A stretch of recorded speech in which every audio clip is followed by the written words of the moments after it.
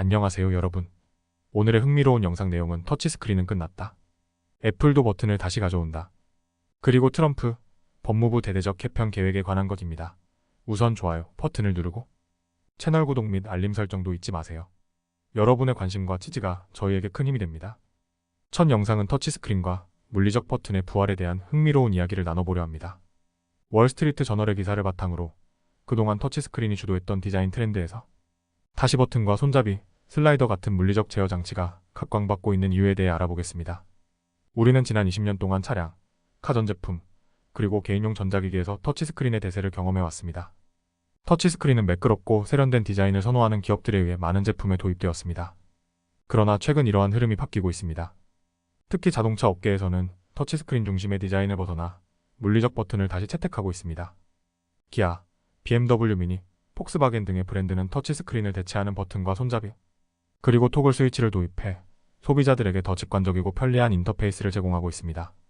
흥미롭게도 터치스크린의 선구자였던 애플마저도 최근 물리적 버튼을 다시 도입하고 있습니다. 새로 발표된 아이폰 16에서는 액션 버튼이라는 새로운 물리적 버튼이 추가되었고, 이는 사용자가 더 직관적으로 기기를 제어할 수 있도록 돕습니다. 이뿐만 아니라 애플워치 울트라와 프로 모델에서도 물리적 버튼을 강화하는 변화가 나타나고 있습니다. 이러한 변화는 버튼 자체의 부활뿐 아니라 버튼의 기능을 새롭게 재해석하려는 노력도 포함됩니다. 예를 들어 애플의 에어팟에서는 사용자가 힘을 가해 조작하는 힘 센서 기능이 도입되기도 했습니다. 이러한 변화를 이끄는 중요한 요소 중 하나는 바로 사용자의 경험과 불만입니다.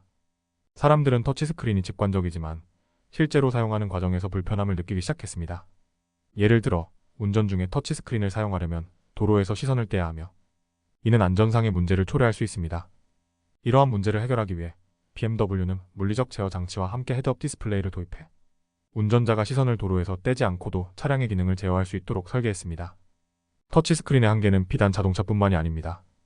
가전제품에서도 터치 기반의 컨트롤이 불편함을 초래하는 경우가 많습니다. 예를 들어 터치스크린 기반의 인덕션 쿡탑은 끓는 물이 흘러넘치면 제대로 작동하지 않는 문제가 발생할 수 있습니다.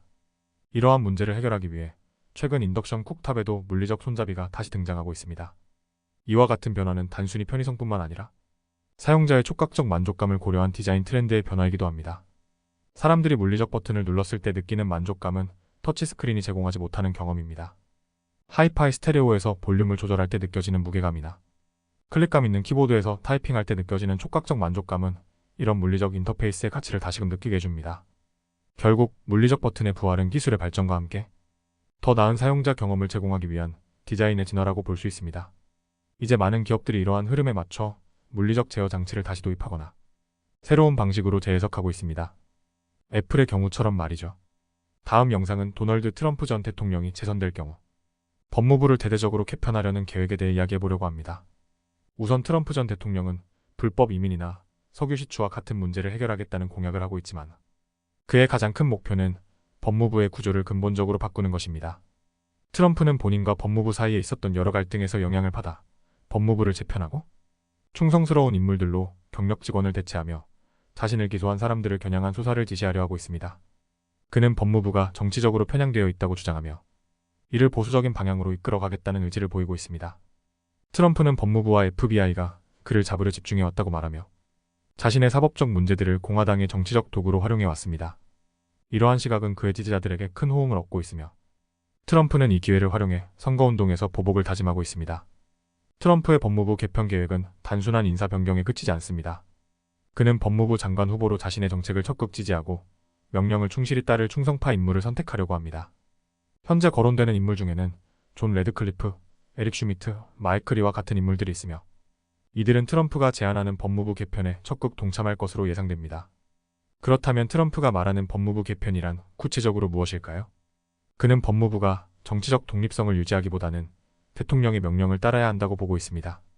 트럼프는 법무부 장관이 개인 변호사처럼 행동해야 한다고 생각하며 첫 임기 때부터 법무부에 압력을 가해왔습니다.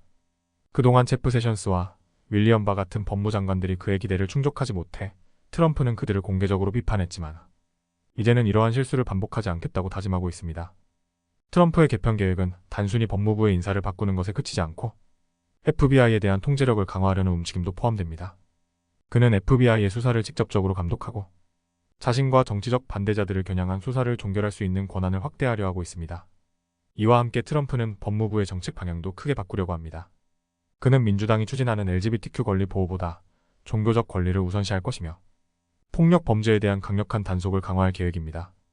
또한 법무부가 특정 범죄에 대해 더 관대한 태도를 보이는 진보적인 지방 검사들을 처벌하려는 의도도 밝혔습니다. 트럼프의 법무부 개편 계획은 정치적 적에 대한 보복을 위한 것으로 해석되기도 합니다.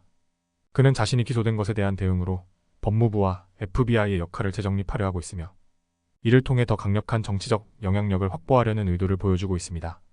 결론적으로 트럼프가 재선된다면 법무부는 그의 주도하에 크게 변화할 가능성이 큽니다. 그의 계획이 어떤 방향으로 전개될지, 그리고 이것이 미국 사법 시스템에 어떤 영향을 미칠지 지켜볼 필요가 있습니다. 오늘은 여기까지입니다.